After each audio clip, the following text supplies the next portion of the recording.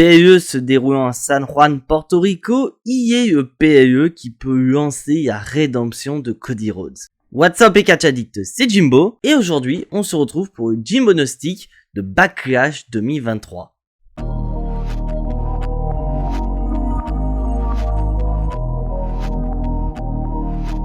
Mais avant de passer au pronostic de ce PLE qui se déroulera la nuit de samedi à dimanche à 2h du matin sur WWE Network, mais également sur ma chaîne Twitch, je tiens avant toute chose à vous remercier. Car cette semaine, on vient d'atteindre le palier des 800 abonnés sur la chaîne. Et je vous remercie parce que si vous êtes de plus en plus nombreux sur la chaîne, c'est que vous adorez mon contenu, vous appréciez ce que je fais. Et donc vous me remerciez en étant de plus en plus nombreux sur la chaîne.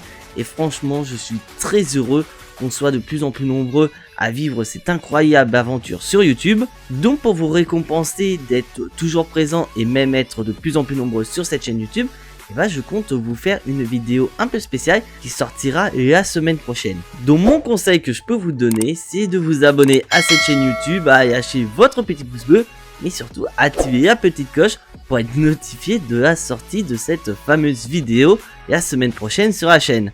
Mais bon, la page publicité est terminée, il est quand même temps de passer au pronostic de ce fameux PLE qui est Backlash. Backlash 2023. Oui, cette fois-ci, WWE, ils ont pas mis WrestleMania devant. Un pay-per-view qui se tiendra à Porto Rico avec comme hôte spécial Bad Bunny. Mais on voit que Bad Bunny, en plus d'être hôte, aura également un match face à Damien Priest. Et au moment où je tourne cette vidéo, SmackDown n'est toujours pas passé, donc il est peut-être possible d'avoir un ou deux matchs qui pourraient très bien se rajouter. Mais bon, j'y crois pas vraiment parce qu'à l'heure actuelle, nous avons quand même 6 matchs sur la carte. Donc je pense qu'on va s'arrêter sur cette carte de Backlash. Et donc le Jimbo Gnostic de Backlash 2023, c'est maintenant.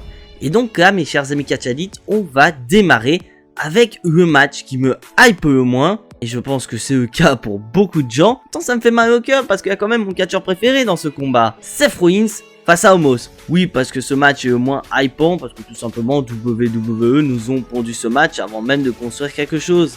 Donc déjà WWE vous avez très mal. Et en plus, par-dessus le marché, vous n'avez rien fait du tout pour essayer de nous donner de la hype. À quel point Seth Rollins s'en fout littéralement de Omos. Et bah lui, il est concentré sur une seule chose, c'est le nouveau titre de champion du monde poids lourd qui a été inauguré il y a de ça quelques semaines par Triple H. Et justement, on va parler de ce titre de champion du monde poids lourd parce que très clairement, ce match ne sert qu'à une seule chose, c'est de placer Seth Rollins comme un, si ça n'est le favori pour devenir le nouveau champion du monde poids lourd qui sera couronné lors du prochain pay-per-view Night on Champions. Sauf que le problème, c'est qu'en face de Seth Rollins, c'est Omos. Vous ne pouvez pas construire un Omos très fort alors que ce gars ne fait que détailler des jobbers en à peine 2 minutes. Alors que si Omos avait réellement une backstory ou un beau palmarès, bah là ça aurait donné un petit peu de sens pour ce match afin de propulser Seth Rollins en tant que grand favori pour ce titre de champion du monde poids lourd. Mais malheureusement, ça ne fonctionne absolument pas. Et on sait très bien que Omos ne va pas remporter le combat face à Seth Rollins. Et que sans ce combat, Seth Rollins est clairement le favori pour être le prochain champion du monde poids lourd du côté du show rouge. Donc je pense que vous êtes tous d'accord. Je vais pronostiquer une victoire de Seth Rollins. Que personnellement, je ne vois pas Omos remporter ce combat. Je pense qu'on est tous d'accord là-dessus. Et maintenant, mes chers amis catchadites, on va passer du côté du roster féminin. Et là, pour ce coup-là, vraiment, WWE nous ont proposé un petit peu de sang neuf, mais il y a quand même un petit problème par rapport à ces matchs. Car pour rappel, mes chers amis catchadites, nous avons eu la draft qui s'est tenue lors des derniers épisodes de Raw et de SmackDown. Et du côté du roster féminin, Bianca Belair, la championne de Raw, est allée à SmackDown, tandis que la championne de SmackDown, Rhea Ripley, est du côté de Raw. Donc déjà il y a un gros problème au niveau de ces combats, donc ça peut laisser supposer qu'après Backlash, on pourrait avoir cette séquence où nous avons l'échange de ceinture entre Rhea Ripley et Bianca Belair. Même scène qu'on a eu il y a quelques années entre Becky Lynch et Charlotte Flair. Donc WWE, est-ce que ce serait peut-être pas le bon moment pour, pourquoi pas, redesigner les titres de championne de Raw et de SmackDown, mais surtout renommer ces titres afin d'éviter qu'on se retape cette fameuse séquence où nous avons l'échange des ceintures entre les championnes. Donc dites-moi mes chers amis Catch Addict si vous êtes d'accord avec moi dans les commentaires pour pourquoi pas renommer les titres de championne de SmackDown et de Raw. Mais bon, je vais arrêter de m'énerver et on va passer au match féminin qui me hype le moins. Rhea Ripley défend son titre face à Zelina Vega. Donc là on est clairement dans la continuité de la guerre qu'il y a du côté de SmackDown entre la AWO et le Judgment Day. Et d'un côté nous avons les femmes qui sont mêlées dans cette rivalité, ce qui fait qu'elles ne sont pas seulement spectatrices, elles vont combattre. Donc après ça reste quand même Zelina Vega qui va avoir la plus grosse opportunité de sa carrière chez elle.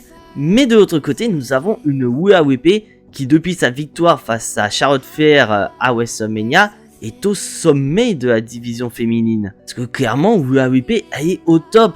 Et je ne vois pas pourquoi WWE, vous devriez la faire perdre à Porto Rico. Donc après, d'un autre côté, comme les Zelina Vega et du côté de SmackDown, et Rhea Ripley à Raw, faire perdre Rhea Ripley pourrait éviter à la WWE de faire cette séquence où nous avons cet échange de ceinture. Mais bon, faut quand même être logique des fois. Donc pour moi, je pense que Rhea Ripley va remporter le combat et va continuer à dominer le roster féminin du côté de Raw. On peut peut-être imaginer pourquoi pas une rivalité dans le futur entre Rhea Ripley et Becky Lynch. Et on continue du côté des femmes, et là on va passer du côté de la championne de Raw, où Bianca Belair affronte Io Sky. Donc après je sais mes chers amis Catch Addict, on repart sur une rivalité entre Bianca Belair et le Damage Control, mais on a quand même quelque chose de différent dans cette rivalité. Car souvenez-vous, à la base c'était Bayley qui était censé faire un match triple menace pour avoir cette opportunité face à Bianca Belair. Sauf que Dakota Kai et Io Sky en ont eu un petit peu marre que Bayley se mette en avant et elles ont donc décidé de lui voler la vedette.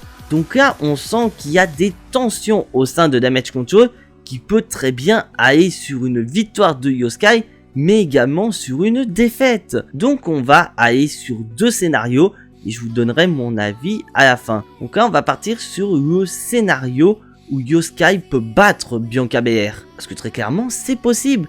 Donc on pourrait supposer que suite à cette victoire et la semaine prochaine, Io Sky pourrait faire une promo où elle est super contente. Elle a enfin décroché un titre en solo du côté du main roster. Et là on va avoir Bayley qui fait du Bayley, où cette dernière va se mettre en avant en disant que si Io Sky est championne, c'est avant toute chose grâce à elle. Parce que c'est elle qui lui a offert sa place pour cette opportunité face à Bianca Belair. Donc ce qui pourrait énerver Io Sky et entraîner l'explosion de Damage Control et pourquoi pas un match triple menace entre Io Sky, Bayley, Dakota Kai pour le titre féminin de Raw. C'est peut-être une bonne idée. Mais on va passer sur le cas où justement Io Sky perd son match face à Bianca Belair. Donc déjà on sait très bien que Io Sky ne va pas venir toute seule. On pourrait avoir Bayley et Dakota Kai de son côté. Et avec une Bayley qui n'est pas du tout du côté de sa copine, cette dernière pourrait très bien causer la défaite de Io Sky au profit de Bianca Belair. Et Bayley pourrait justement se défendre en disant qu'elle ne l'a pas fait exprès. Elle n'a pas fait en sorte que Io Sky perde.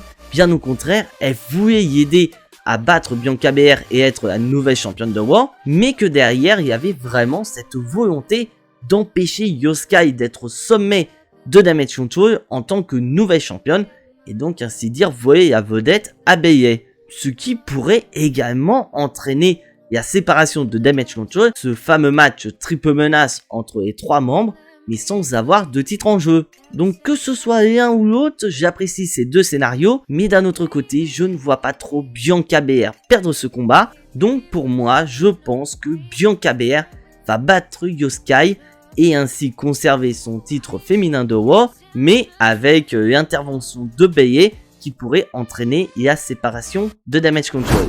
Et maintenant, mes chers amis Catch Addict, on va passer au seul match masculin où nous avons un titre défendu. Austin Theory, le champion des États-Unis, défend son titre face à Bronson Reed et Bobby Lashley. Donc déjà, je vais être clair et net avec vous, mes chers amis Catch Addict.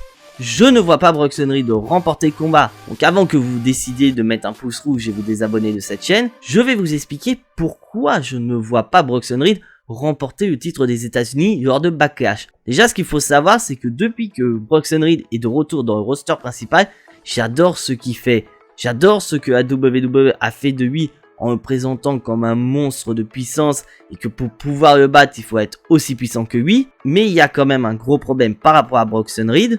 Et c'est pour ça que je ne le vois pas remporter le combat. C'est que tout simplement Bronson Reed est à Raw. Parce que oui, souvenez-vous, lors de la draft, Austin Theory a été drafté du côté de SmackDown, tout comme Bobby Lashley, alors que Bronson Reed, lui, a été drafté du côté de Raw. Donc de ce fait que Bronson Reed est à Raw, et bah je ne pense pas qu'il va remporter le titre de champion des États-Unis. Donc le titre de champion des États-Unis va se jouer entre Austin Theory et Bobby Lashley. Bon, déjà ce qu'il faut savoir, c'est qu'à la base, je voulais avoir cette confrontation entre Bobby Lashley et Bronson Reed, sauf que la WWE ne savait pas quoi faire avec Austin Theory. Pour ces derniers, ils ont choisi l'option de facilité et de le mettre dans un match triple menace. Alors que je vous rappelle que ce dernier a quand même battu John Cena à WrestleMania. Et pour rappel, John Cena est quand même le plus grand champion des États-Unis de l'histoire et qu'une victoire face à ce dernier, Austin Theory aurait très bien pu s'en vanter pendant plusieurs semaines et ainsi pourquoi pas lancer une nouvelle rivalité pour son titre de champion des États-Unis.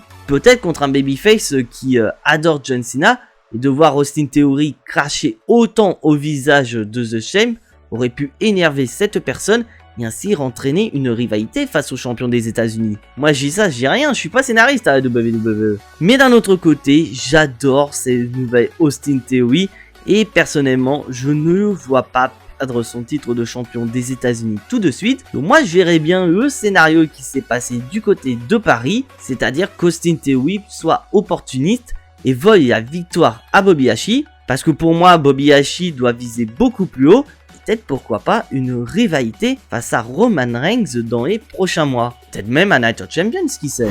Et maintenant mes chers amis catch addicts, on va passer aux 3 matchs que j'attends le plus pour ce Backlash 2023, et on va commencer par ni plus ni moins que Street Fight qui va opposer Damien Priest à l'hôte de Backlash, Bad Bunny. Et déjà, je suis assez étonné par rapport à l'utilisation de Bad Bunny, car pour rappel, mes chers amis catch addicts, Bad Bunny est quand même une énorme star aux États-Unis, et afin d'éviter tout risque de blessure, je voyais bien pourquoi pas Bad Bunny en équipe avec Rey Mysterio, ou avec pourquoi pas l'intégration de Santos Escobar, pour faire un match tag team face au Judgment Day. Mais WWE nous a tous surpris, et Bad Bunny et donc dans un match en solo face à Damien Priest, et c'est en plus un street fight, donc ce qui veut dire que les deux catcheurs vont vraiment se faire plaisir pour pouvoir démolir l'autre, et qu'en plus il s'agit d'un match sans disqualification, donc on peut très bien imaginer que Judgment Day et la LWO pourraient très bien s'emmêler et ainsi transformer ce match en un véritable bordel. C'est tout à fait possible, car bien qu'une victoire de Damien Priest face à Bad Bunny pourrait énormément aider pour pourquoi pas se placer dans ce fameux tournoi pour couronner le nouveau champion du monde poids lourd à Night of Champions, malheureusement je ne pense pas qu'il va remporter le combat, tout simplement parce que Bad Bunny est hôte de Backlash, et on sait très bien que WWE ils aiment bien faire gagner l'hôte d'un show quand ce dernier va catcher.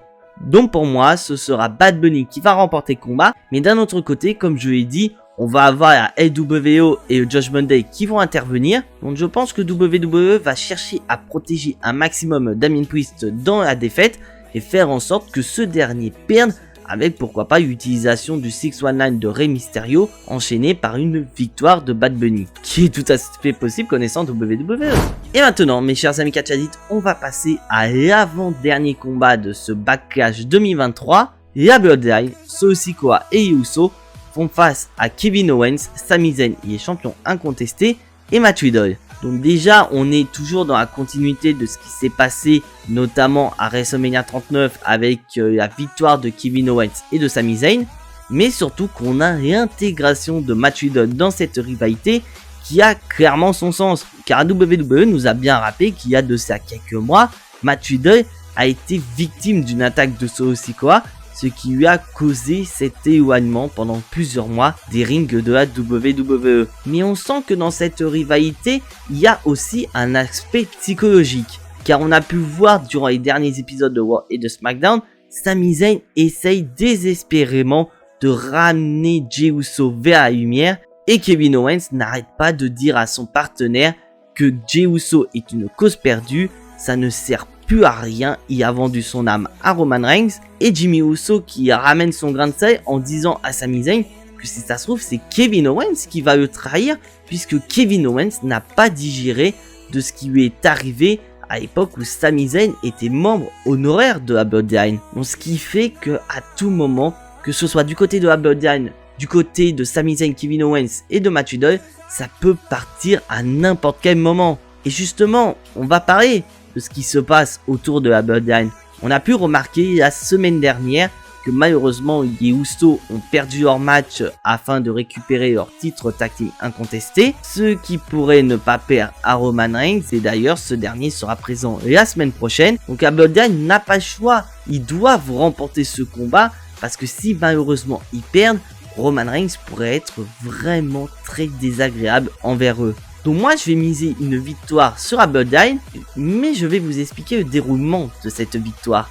Car pour rappel, un certain Solo Sikoa de la Bloodline est vraiment mis en avant au sein du clan, puisque ce dernier est au courant de certaines choses que les Usos eux-mêmes ne sont pas au courant. On peut par exemple citer cette alliance temporaire entre la Bloodline et Judgment Day, et qu'on voit toutes ces manigances autour de Roman Reigns, Polyman, Solo Sikoa, donc ce serait pas impossible que les Usos aient tellement de difficultés à venir à bout de Sami Zayn, Kevin Owens et de Matt Riddle que Solo Sikoa décide d'intervenir et à lui tout seul remporte le combat pour son équipe, ce qui pourrait d'un côté satisfaire Roman Reigns puisque la Bloodline aura remporté son combat, mais d'un autre côté Roman Reigns pourrait être énervé face aux Usos parce que Solo Sikoa a dû se donner à 100% afin de venir à bout de l'équipe rivale. Bon, après on pourrait très bien imaginer le cas où la Bloodline perd, mais si la Bloodline perd, c'est parce que Solo Sikoa aura décidé de lâcher les Usos. Ah, franchement, je déborde d'imagination pour ce Jimbo Gnostic de Backlash. Et maintenant, mes chers amis Catch Addicts, il est temps de passer au main event de ce Backlash 2023, Cody Rhodes face à Brock Lesnar. Une affiche tout à fait inédite. Parce que oui, il y a de ça quelques années, on n'aurait jamais imaginé voir Cody Rhodes contre Brock Lesnar. Et très clairement, mes chers amis Catch Addicts, vous avez pas cette sensation de déjà vu? Car depuis sa défaite face à Roman Reigns lors du main event de WrestleMania 39, Cody Rhodes n'a envie que d'une seule chose, c'est de se relancer vers cette quête pour le titre de champion incontesté. Mais malheureusement, pour lui, Brock Lesnar a décidé de tourner et donc lui barrer la route afin d'obtenir cette nouvelle opportunité face à Roman Reigns. Ce qui nous rappelle il y a de ça quelques années un certain John Cena qui avait perdu face à The Rock, et Brock Lesnar décide de revenir afin de lui mettre des bâtons dans les roues. Donc après, si on tient compte de ce qui s'est passé en 2012, John Cena avait battu Brock Lesnar et que grâce à cette victoire, il a pu aller chercher le titre de champion de la WWE sans pour autant gagner, soit dit en passant. Donc on pourrait très bien avoir ce même scénario pour Cody Rhodes. On pourrait très bien avoir un Cody Rhodes qui peut se faire démolir pendant l'intégralité du combat et au dernier moment venir à bout de Brock Lesnar, et que grâce à cette victoire face à Brock Lesnar, Cody Rhodes pourrait très bien se diriger vers le nouveau titre de champion du monde poids lourd. Et attendez avant que vous décidez de m'allumer la gueule. Je tiens à préciser que Cody Rhodes pourrait très bien se diriger vers le titre de champion du monde poids lourd. Pas gagner, parce que là je vous réserve une vidéo qui sortira la semaine prochaine où je vous expliquerai pourquoi je ne veux pas que Cody Rhodes remporte le titre de champion du monde poids lourd. Mais ça ne veut pas dire que Cody Rhodes ne doit pas se diriger vers ce titre de champion du monde poids lourd. Mais comme on sait que le prochain pay-per-view Night of Champions a lieu en Arabie Saoudite, et que Brock Lesnar n'a jamais raté un pay-per-view en Arabie Saoudite, donc on peut très bien imaginer que la rivalité entre Cody Rhodes et Brock Lesnar puisse continuer. Donc si c'est vraiment le cas et que la rivalité de Cody Rhodes contre Brock Lesnar est un BO3, alors dans ce cas mon choix est clair et net, il faut que Brock Lesnar remporte le combat pour ainsi continuer la rivalité face à Cody Rhodes et qu'au final Cody Rhodes remporte les deux prochaines confrontations, faisant en sorte que Cody Rhodes remporte la rivalité face à Brock Lesnar et ainsi pourquoi pas se diriger vers le titre de champion du monde poids lourd qui entre deux sera décerné à un catcheur de Raw. Je pense à Seth Rollins par exemple. Donc mon choix il est clair mes chers amis Catch Addicts. Si il n'y a pas de continuité dans la rivalité Brock Lesnar contre Cody Rhodes, je miserai sur une victoire de Cody Rhodes. Mais si la WWE a décidé de continuer la rivalité entre Cody Rhodes et Brock Lesnar, bah alors là mon choix est totalement différent, je miserai sur une victoire de Brock Lesnar. Et là vous allez dire, mais Jimbo, tu cherches à la sécurité? Vous avez peut-être raison. Et voilà mes chers amis catch addicts, c'est tout pour ce Jimbonostic de Backlash 2023. Et je m'adresse à ce cher ami catch addict qui n'est toujours pas abonné à cette chaîne YouTube. Je te laisse cliquer sur le bouton abonner, c'est entièrement gratuit et ça soutiendra la chaîne. Je te laisse également cliquer sur la petite cloche pour être notifié des prochaines vidéos. Car pour rappel, on est dans la semaine de Backlash, donc ça veut dire qu'il y aura samedi la review de SmackDown et dimanche la review de Backlash. Mais surtout que je vous réserve la vidéo spéciale 800 abonnés.